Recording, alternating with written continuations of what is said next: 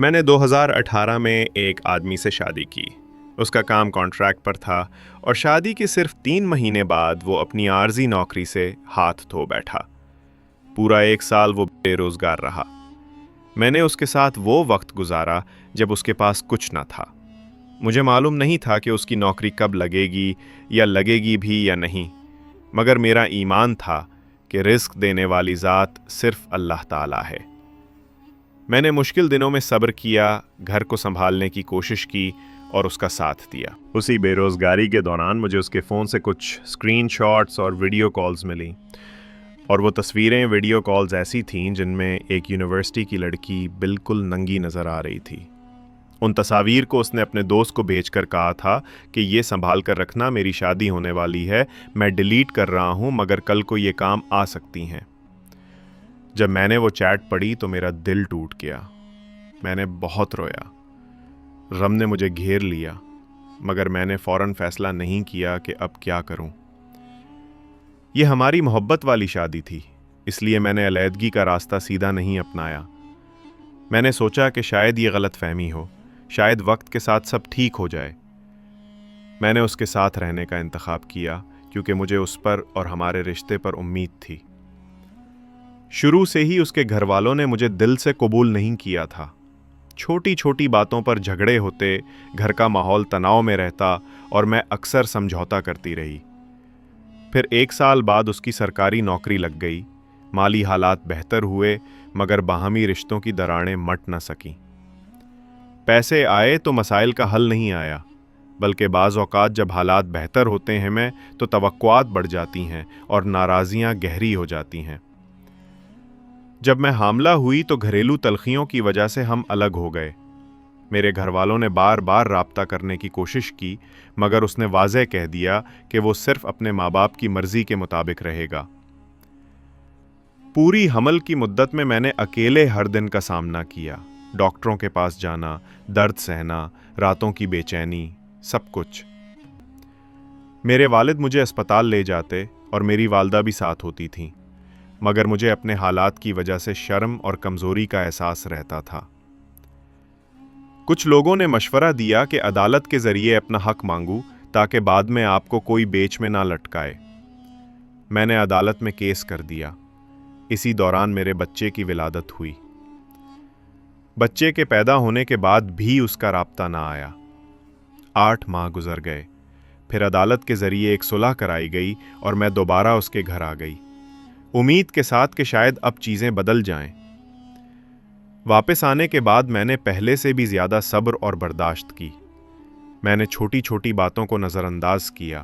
میں نے گھر کو سنبھالنے کی پوری کوشش کی، مگر وہ خوش نہ ہوئے۔ پھر میری بیٹی پیدا ہوئی۔ وہ صرف 40 دن کی تھی کہ گھر میں دوبارہ جھگڑا شروع ہو گیا۔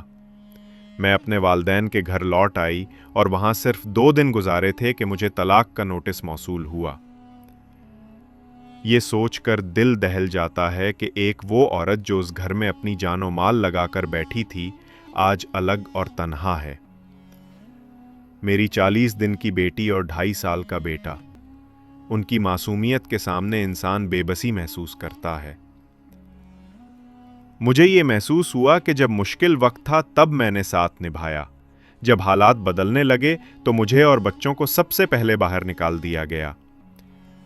میں نے 2 مرتبہ سی سیکشن کروائیں، 2 بچے دنیا میں لانے کے لیے درد سہ کیا، راتوں کو جاگ کر بچوں کی دیکھ بھال کی، اور آج جب میں اپنے بچوں کے ساتھ کھڑی ہوں تو وہی آدمی اور اس کے گھر والے ایسے بات کرتے ہیں جیسے میں کبھی موجود ہی نہ تھی۔ بعض اوقات وہ مجھے دیکھ کر معمولی سی نظر سے بھی نہیں دیکھتے۔ میری کوشش صرف یہ ہے کہ میں اپنی آواز سناؤں، کہ لوگ جانیں کہ محبت اور صبر کے باوجود بعض رشتے بدل جاتے ہیں۔ زندگی میں کبھی کبھی انصاف کا نہ ملنا، بے بسی، اور وہ احساس کہ تم نے سب کچھ دے دیا مگر تمہیں قدر نہ دی گئی، یہ سب ایک عورت کو اندر سے توڑ دیتا ہے۔ اب میں اپنے بچوں کے لیے جیتی ہوں، ان کی پرورش، ان کی مسکان اور ان کے مستقبل کے لیے۔ میں نے فیصلہ کیا ہے کہ میں لڑوں گی، خاموشی نہیں اختیار کروں گی، نہ اپنی عزت کے لیے، نہ اپنے بچوں کی حفاظت کے لیے۔ مجھے معلوم ہے کہ یہ آسان نہیں ہوگا، مگر میں ہمت نہیں ہاروں گی۔ آخر میں صرف اتنا کہوں گی، جب کسی کا ساتھ چھوڑنے کا وقت آئے تو انسان کو یہ دیکھنا چاہیے کہ اس کی قربانیاں کن لوگوں کے لیے تھیں، اور جو لوگ دوسروں کی قیمت پیسے یا سوشل مقام سے ناپتے ہیں، ان کی قدر زندگی کے اصل لمحوں میں نہیں ہوتی۔ زندگی ختم سی لگتی ہے، مگر میں اپنی کہانی سنانا چاہتی تھی تاکہ لوگ سمجھیں کہ کبھی کبھی محبت، صبر اور قربانی بھی سب کچھ بدل نہیں سکتے۔ ہر انسان کے لیے یہ ضروری ہے کہ وہ اپنی عزت، اپنی جان اور اپنے بچوں کے لیے کھڑا ہو۔ یہ کہانی صرف میرے دکھ کی نہیں ہے، بلکہ یہ ان خواتین کے لیے ہے جو مشکل حالات میں صبر کرتی ہیں، قربانی دیتی ہیں اور اپنے بچوں کے لیے زندگی جیتی ہیں۔ اب میں آپ سے پوچھنا چاہتی ہوں میرے دوستو، آپ کی نظر میں ایسے حالات میں سب سے بہترین طریقہ کیا ہے؟ آپ بھی اپنی کہانی شیئر کریں یا کوئی حل بتائیں تاکہ ہم سب ایک دوسرے سے سیکھ سکیں اور ایک دوسرے کی مدد کر سکیں۔ نیچے کمنٹس میں اپنی رائے اور تجربات ضرور لکھیں۔ میں آپ کے کمنٹس کا انتظار کروں گی۔